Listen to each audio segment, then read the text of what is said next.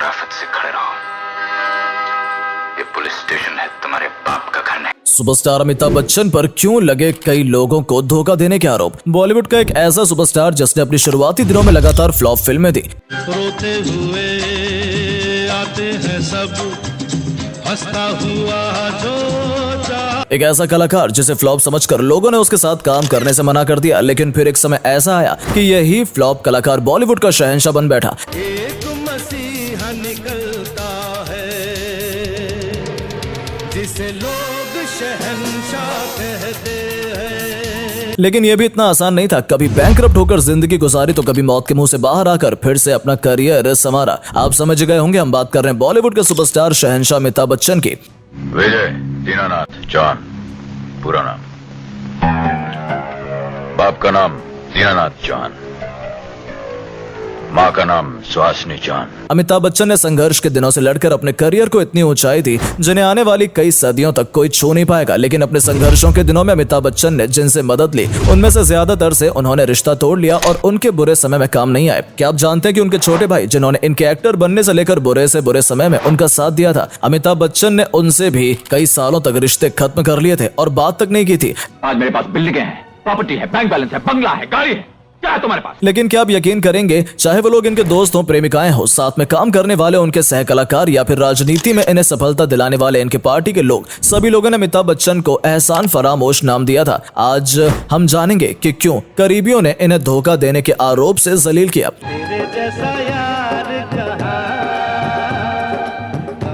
ऐसा याराना।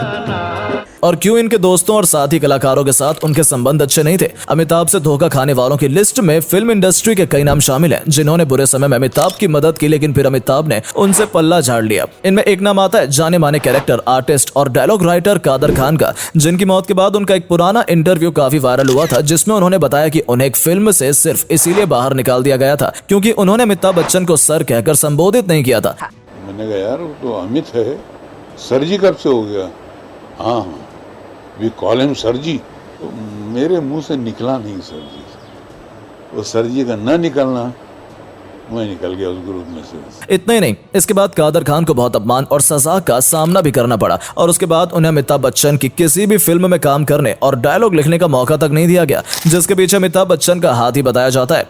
आज जितनी भी मैसर नहीं मैं खाने में, जितनी हम छोड़ दिया करते थे पैमाने में। ऐसा ही अगला किस्सा है फिल्म मेकर प्रकाश मेहरा का, जिन्होंने जंजीर फिल्म में अमिताभ को वो मौका दिया था जिससे अमिताभ के करियर की फ्लॉप फिल्मों का सिलसिला थम गया था और जंजीर सुपर डुपर हिट साबित हुई थी। शेर खान, अब न तो वर्दी है न कुर्सी और ना ही मैं ड्यूटी पर हूँ।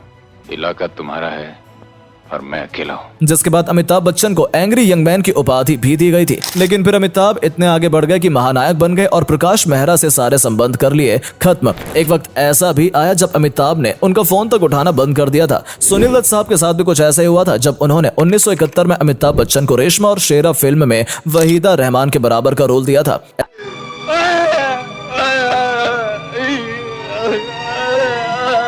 एक्सपर्ट बताते हैं कि इस फिल्म के बाद ही बाकी फिल्म मेकर्स ने भी अमिताभ को अपनी फिल्म में कास्ट करना शुरू किया था, जिससे उनके करियर की गाड़ी आगे बढ़ी। लेकिन फिर वही हुआ, अमिताभ बच्चन के रिश्ते सुनील दत्त साहब के साथ भी खराब हो गए। अब बात करते हैं अमिताभ बच्चन के शुरुआती दिनों की, जब कोलकाता से अमिताभ मुंबई एक्टर बनने का सपना लेकर आए थे। तब उन्होंने कई रातें मुंबई की स्ट्रीट्स पर गुजारी थी। ऐसे में उन्हें एक्टर महमूद ने कई दिनों तक अपने घर में रखा था और 1952 में उन्होंने अपनी फिल्म बम्बई टू गोवा में अमिताभ बच्चन को लीड एक्टर कास्ट भी किया था और उनके करियर को पटरी पर लाने की काफी कोशिश भी की थी। लेकिन अमिताभ ने उनका भी कोई एहसान नहीं माना और जब महमूद को अमिताभ की जरूरत पड़ी तब अमिताभ ने उनसे भी पल्ला झाड़ लिया। भाई साहब, आप तमीज से बात नहीं कर सकते। देखिए, मैं आपसे कितनी तमीज से बात कर रहा हूँ और ये कहना चाहता हूँ कि इस सीट का पैसेंजर कहाँ है।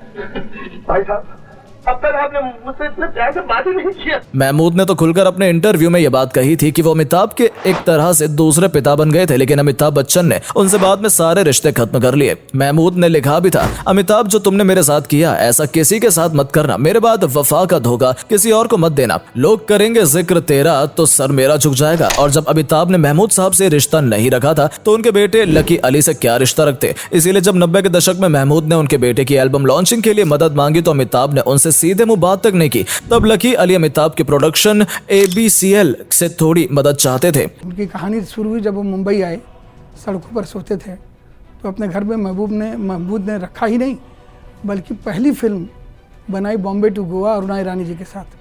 महमूद के बाद फिर नाडियाडवाला के बाद अमजद खान के बाद मनमोहन देसाई और प्रकाश मेहरा, जादूगर और तूफान का झगड़ा, और उसके बाद उन दोनों व्यक्तियों के साथ कभी भी फिल्म में काम न करने का निर्णय। ये तो हुई दूसरों की बात, लेकिन अमिताभ बच्चन ने अपने भाई के साथ भी धोखाधड़ी की थी। कहा जाता है कि उनके संघर्ष के दिनों में उनके भाई ने उनकी काफी मदद की थी। उनके भाई ने ही उनके फोटोज को प्रोड्यूसर्स के पास भेजना शुरू किया था और अमिताभ बच्चन सिलेक्ट हुए थे। आगे चलकर अमिताभ के छोटे भाई अजिताभ बच्चन उनके मैनेजर बन गए और उनकी फिल्में करने छोड़ने के सारे फैसले भी देखने लगे। लेकिन जब अमिताभ ने पॉलिटिक्स का रुख कर लिया तो नाराज होकर उनके भाई लंदन चले गए। लेकिन बाद में रिश्ते सुधरे और जब अमिताभ ने अपनी कंपनी ABCL खोली तो अपने भाई को भी उसमें हिस्सेदार रखा। लेकिन जब यह कंपनी डूब गई तो दोनों भाइयों के बीच दूरी और ज्यादा बढ़ गई। कहा जाता है कि पिता हरिवंश राय बच्चन के निधन के बाद तो दोनों भाइयों की बातचीत तक बंद हो गई थी और घर में बड़े फंक्शन में भी अजिताभ और उनकी फैमिली नजर नहीं आती थी। फिर काफी साल बाद 2012 में दोनों को साथ देखा गया और कुछ उनके रिश्ते सुधरे।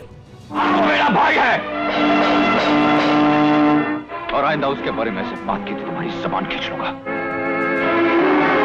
इस लिस्ट में अगला नाम आता है अमिताभ बच्चन के प्रिय मित्र रहे पॉलिटिशियन अमर सिंह का। अमर सिंह ने अमिताभ का साथ देते हुए पॉलिटिक्स में उनके सफलता के लिए नए रास्ते खोले थे। लेकिन कुछ साल बाद ही अमर सिंह से अमिताभ बच्चन के रिश्ते खराब हो गए। फिर एक बार अमर सिंह ने अमिताभ बच्चन पर उनकी पूरी भड़ास निकालते हुए BBC से एक खास बातचीत में कहा था कि अमिताभ को मैं अपने परिवार का हिस्सा मानता था। मैंने बुरे वक्त में उनकी मदद की, लेकिन मेरे बुरे समय में उन्होंने मेरी तरफ पलट कर भी नहीं देखा। उनके परिवार ने सिर्फ मेरा इस्तेमाल किया और अमिताभ ने ऐसा सिर्फ मेरे साथ नहीं किया बल्कि गांधी परिवार के साथ भी किया। अमिताभ बच्चन के 3 पीढ़ियों के संबंध गांधी परिवार के साथ थे जो कि अब नहीं रहे। अमर सिंह ने न सिर्फ अमिताभ बच्चन के लिए बातें कही थी, उन्होंने ये भी कहा कि अमिताभ बच्चन उन्हें जया बच्चन के बारे में भी कई बातें उन्होंने बताई थी और उन्होंने कुछ हैरत अंगेज कारनामों के बारे में भी बताया था। उन्होंने ये भी कहा था कि कभी खुशी कभी गम के सेट पर जया बच्चन ने अमिताभ बच्चन की बहुत बेइज्जती की थी, जिसके बाद उन्होंने फैसला लिया कि वो कभी भी जया के साथ अभिनय नहीं करेंगे। अमर सिंह ने यह भी कहा था कि अमिताभ बच्चन एक अलग घर में रहते हैं, जया बच्चन दूसरे घर में और अभिषेक अपनी पत्नी के साथ किसी तीसरे घर में रहते हैं। ऐसा कहा जाता है कि जब अमिताभ बच्चन कर्ज में डूब गए थे तो बड़े बड़े टाइकून और बिजनेसमैन से हेल्प मांगी थी, लेकिन किसी ने उनकी तरफ नहीं देखा। उस वक्त यश चोपड़ा ने उनकी मदद की थी, जिसे अमिताभ भी कई बार स्वीकार कर चुके हैं। लेकिन अमर सिंह ने कहा कि फिल्म की शूटिंग के दौरान अमिताभ यश चोपड़ा की बुराई किया करते थे। इसके अलावा अमिताभ बच्चन के ऊपर कई लड़कियों को धोखा देने का इल्जाम भी लगाया गया है, जिसमें अपनी पत्नी जया को चीट करने का आरोप तो जग जाहिर था ही, इसके साथ ही रेखा और परवीन बॉबी को धोखा देने और बदसलूकी करने का आरोप भी उन पर लगा था। कहा जाता है कि इन दोनों से ही अमिताभ बच्चन ने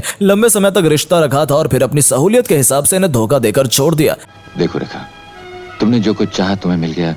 मैंने भी दिल में दौलत की ख्वाहिश की थी, वो मुझे मिल गई। हम दोनों ने जो चाहा वो हमने पाया। लेकिन हद तो तब हुई जब पत्नी के साथ साथ रेखा को भी धोखा दिया और फिल्म लावारिस के दौरान एक रशियन डांसर के साथ इश्क फरमाने लगे। अपनी तो जैसे तैसे थोड़ी ऐसे या वैसे कट जाएगी। उस समय के अखबारों में यह खबर प्रमुखता से छापी गई थी कि जब रेखा ने इस अफेयर के बारे में अमिताभ से पूछा तो उनका पारा 7वें आसमान पर पहुंच गया और लावारिस के सेट पर ही उन्होंने रेखा को थप्पड़ जड़ दिया। मेरी जिंदगी बर्बाद करके भी तुम चुप नहीं रहे। हाँ तो जाओ ना, जाओ गले में हाथ डाल के रंजीत मलिक के साथ डांस करो। हाँ, करो भी क्यों, करती हो। जबान संभाल कर बात करो। ऐसा ही कुछ परवीन बॉबी के साथ भी हुआ था। साल 1989 में परवीन बॉबी ने अमिताभ बच्चन के ऊपर इल्जामों की झड़ी लगा दी थी। उन्होंने एक मैगजीन के इंटरव्यू में कहा था कि अमिताभ बच्चन एक बहुत बड़े गैंगस्टर हैं और उनके गुंडों ने मुझे किडनैप करके एक सुनसान टापू पर बंद करके रखा था, जहां पर मेरे कानों के पीछे ऑपरेशन करके ट्रांसमीटर लगा दिया गया था। उन्होंने कोर्ट में केस भी किया था कि अमिताभ मुझे जान से मारना चाहते हैं। हालांकि कोर्ट में कुछ भी साबित नहीं हो पाया और परवीन बॉबी को मानसिक रूप से बीमार साबित कर दिया गया। अमिताभ बच्चन के ऊपर कई लोगों का करियर बर्बाद करने, मदद न करने और कई हीरोइनों के साथ धोखाधड़ी करने के आरोप लगते रहे हैं। बेशक अमिताभ बच्चन ने बहुत लोगों की मदद भी की होगी और अच्छे काम भी किए होंगे, लेकिन ये कुछ ऐसे किस्से हैं जो उनके अच्छे कामों पर हमेशा भारी पड़ते रहे हैं और जिनकी चर्चा हमेशा की जाती रही है।